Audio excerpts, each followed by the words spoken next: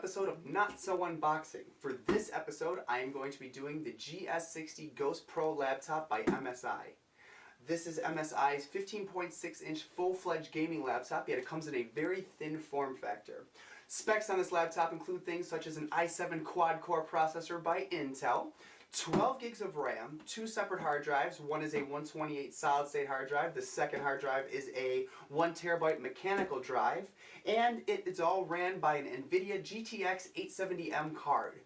That's basically the difference between the Ghost Pro and the Ghost model. The Ghost model, you only get the 860M, where the Pro, which is what we have here, comes with the 870M. Everything is also being ran by everyone's favorite operating system, Windows 8.1. So, let's get started with the Not So Unboxing.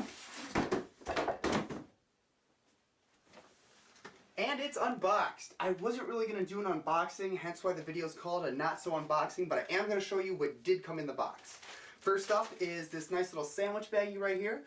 It includes things such as pamphlets of how to get started, and I don't know how to turn it on, or what's a function key. If you've ever used a laptop before, none of the pamphlets in here are going to be groundbreaking information, but I mean, they're nice to have just in case you do get confused in some spots and try to figure stuff out. One thing I did notice that came in this baggie that kind of confused me, there's a CD-ROM in here with a digital user manual, which is cool. This disc also features the utilities and drivers for this laptop. Only little problem I have there is that this is a CD-ROM and this is a laptop that lacks a CD-ROM. So personally, I would have rather have seen like a USB drive with all the drivers and stuff on it, but I get it.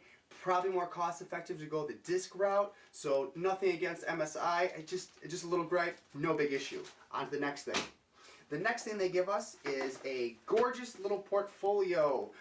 This thing, you know, kind of just, you unzip it, open it up, throw your laptop in there. It's very cushiony, very thick. Basically, you don't have to worry about your laptop getting damaged if you just go into a friend's house or whatever. Nice case for it to come in. Kudos, MSI. Even comes with MSI's gaming logo on it, which, hey, thumbs up. Makes everyone know how cool you are when you're carrying it. Another thing I want to show comes with the power brick. Power brick, it's a little bit wider than I'm used to for a normal laptop brick, but this is a gaming laptop, so it's kind of to be expected that you're going to have a little bit wider of a brick, but it's not very thick. It's just wide, so for some reason you have something against wide power bricks, heads up, just telling you, just throwing it out there.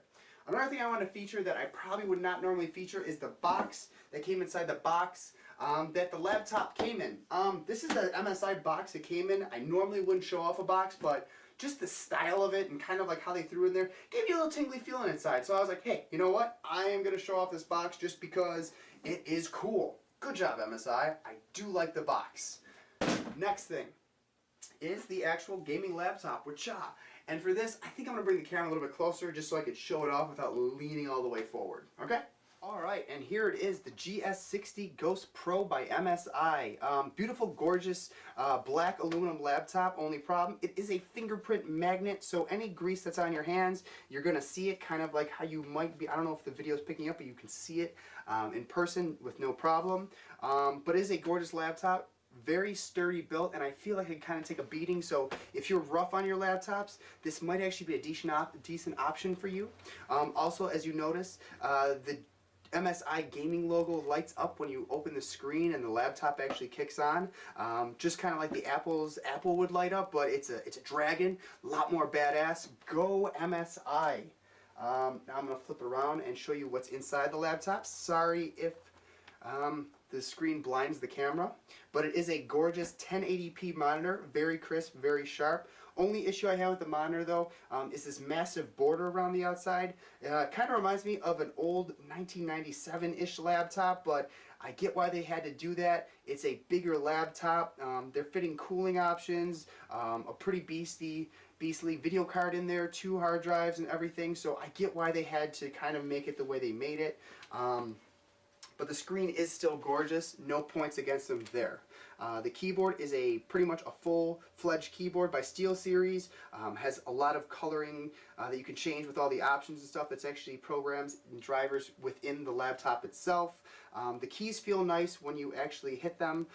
Also comes with a full number pad on the right side, which I think that's why my next gripe is coming up, is that they seem that they shifted the mouse pad slightly to the left.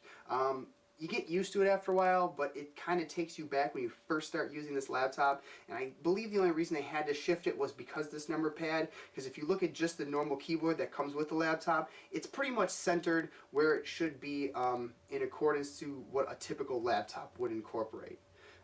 Let's move to the outside of the laptop now. You do get your typical indicators down here that just tells you hard drive usage, battery usage, power on, things like that. Then on this side we have one USB 3.0 port, a SD card reader, an HDMI out, a display port out, and then your Ethernet cord. Also on the other side you get two USB 3.0s, your power cable, and then a microphone and a headphone jack. Also, I just have to say, the wireless on this laptop is actually pretty badass. I have fairly good internet at my house, and I was still able to download at speeds of up to 6.5 megabytes per second, basically maxing out my internet. So good on them for how good of the wireless card is. Another little problem I did have though is where the power cable sits. When I had this laptop on my lap, when I would move it or anything, it would actually pull out the power cord just enough that it would lose the connection to the inside. So I would have rather have seen it up here, but again, it's one of those things where I understand why MSI did that. They had to kind of figure out a cooling option for everything with this thin laptop, so they have the fans here and everything as opposed to putting the power up here. So again, not a point against them. I understand why they did it. Last thing I wanted to show you guys really quickly is just the thinness of this laptop. This is a MacBook Pro from 2009. It's pretty much the same exact thickness of an old school MacBook Pro.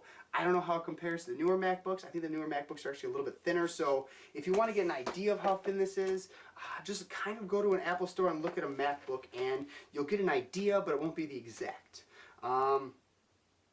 So I guess my last thing I would do with this is just kind of give you my overall opinion of this laptop. Originally I was going to purchase the Razer Blade by Razer, which is a 14-inch laptop, which pretty much includes the same exact specs aside from the fact of the Razer Blade only has one solid-state hard drive in there, and you can only have the 128, the 256, or the 512 solid-state hard drive, and the price jumps seem to be kind of intense every time you went through a hard drive iteration, where this laptop here included two separate hard drives, one of 1 terabyte and then a bootable solid state drive, which I really like that option. The only drawback of this versus the Blade is the Blade has a little bit nicer of a monitor. I don't remember the exact specs, I'm sorry. But the Razer Blade actually has a touchscreen as well, which for Windows 8, I feel that's kind of an option that is needed when you're using Windows 8, but since I'm only gaming on this, I pretty much launch Steam, go right into my games, and I don't need to use the touchpad or Windows 8 anymore. So again, I don't really mind it, whatever. Personally, for me, I travel a lot, I go to LAN parties and everything, so since I'm always kind of gaming on the go, this is a no-brainer purchase. I would definitely recommend it to anybody who wants a very thin, very light, sturdy gaming laptop. So I guess that's about it. If you have any questions, please leave them in the comments below. If I happen to mess up anything information-wise, please tell me in the comments below. And if you just have any comments, leave them in the comment section below. Thank you guys very much for watching.